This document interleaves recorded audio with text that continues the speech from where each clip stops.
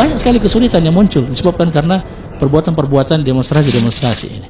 Dan pemberontakan di mana-mana ujungnya adalah sengsara dan juga malapetaka. Di negara-negara Islam, kezaliman ul amri disebabkan karena kezaliman rakyatnya. Allah berfirman dalam surah Al-An'am, demikian kami jadikan penguasa-penguasa orang yang zalim disebabkan kezaliman sebagian dari mereka dengan apa yang mereka usahakan. Wahai orang-orang yang beriman, taati Allah, taati Rasul dan ulil amri di antara kalian. Akan tetapi apabila ia menjadi pemimpin dan tentunya dengan cara yang tidak sesuai syariat, tetap Rasulullah mengatakan, wa in ta'ammara alaikum 'abdun habasyy, walaupun kalian dipimpin oleh hamba sahaya Ethiopia. Afdalul jihad kalimatu adlin inda sultanin jair.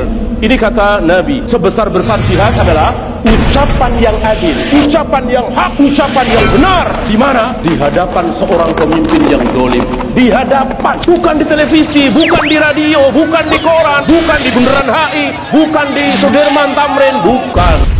Tidak mungkin.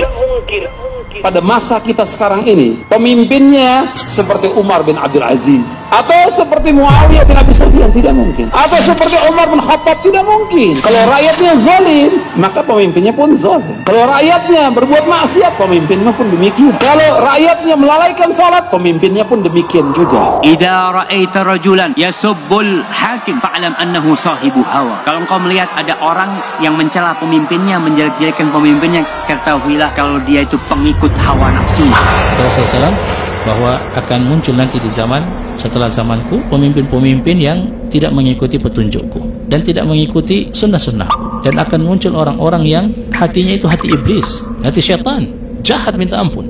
Rupanya rupa manusia tapi hatinya iblis, jahat, ingin melakukan perusakan. Lalu kata Huzaifah, aku berkata kepada Rasulullah SAW, kaifa asna' ya Rasulullah in adraktu zalik. Apa yang engkau nasihati kepadaku jika aku berjumpa dengan masa itu, ketemu dengan pemimpin seperti itu? Qala tasma' wa tuti' lil amir. Kata Rasulullah SAW, dengar dan taat kepada pemimpinmu itu.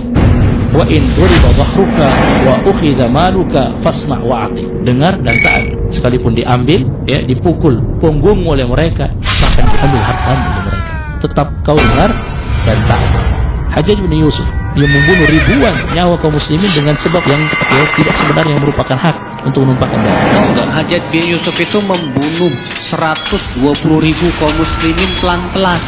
Cungkil dulu matanya, diputuskan dulu lidahnya, dipotong telinganya, potong kakinya. Itu yang sudah dibunuh oleh dia seperti itu 120.000 orang.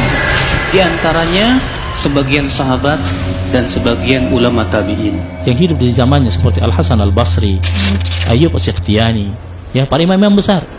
Ketika mereka ditanya terkait masalah Al-Hajjaj bin Yusuf, ya, bahkan sebagian sahabat juga termasuk yang mendapatkan zamannya seperti Abdullah bin Abbas, ya, dan juga yang lainnya, ketika mereka itu ditanya tentang Hajjaj bin Yusuf, semuanya mengatakan jangan mencelanya. Mencelanya dilarang, apalagi melakukan perlawanan. Dan tanyakan kepada dia, apa setiap kali engkau mencela pemimpinmu kau dapat pahala? Kalau dapat pahala kita cela, nggak dapat pahala. Pertanyaan kedua, kalau kau doakan pemimpinmu kau dapat pahala nggak? Dapat, masya Allah. Oke, pertanyaan yang selanjutnya, kalau kau cela pemimpinmu berubah nggak? Nggak berubah. Kalau kau doakan pemimpinmu, bisa nggak Allah merubah pemimpinmu?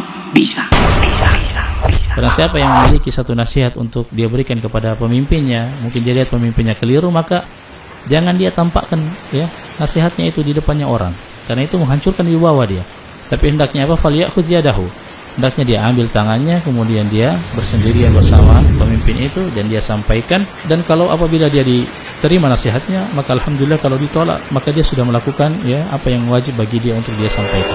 Jika seorang pemimpin bersungguh-sungguh beristihad untuk memperbaiki agama rakyat dan untuk memperbaiki dunia rakyat, dia perhatikan dua-duanya. Jika dia sudah bersungguh-sungguh untuk perbaiki, sebisa mungkin, berhasil atau tidak berhasil urusan Allah, tapi dia berusaha sebisa mungkin, kata Ibnu Taimiyah rahimahullah, fa innahu afdalu ahli zamani. Dia adalah orang yang paling afdal di zamannya. Dan pemimpin kita alhamdulillah, kita masih dibolehkan sholat, kita masih bisa berhaji diurus. Banyak sekali masih, ya, kebaikan-kebaikan dan kemudahan. Urusan-urusan kita masih bisa terselenggara dan diurusi oleh pemerintah kita. Menghilangkan kezaliman penguasa yang ada di negara-negara Islam. Yang pertama, taubat kepada Allah. Yang kedua, membersihkan diri kita dari noda-noda syirik. Yang ketiga, kata Syekh Albani, kewajiban kita mendidik istri dan keluarga kita. Kita akan ditanya oleh Allah tentang istri dan anak kita. Kita umat Islam tidak akan ditanya oleh Allah siapa pemimpin kita, tapi kita akan ditanya bagaimana kamu mengurus istri dan anak kamu. Sebab Nabi bersabda, setiap kamu adalah pemimpin dan setiap kamu akan ditanya tentang pimpinannya.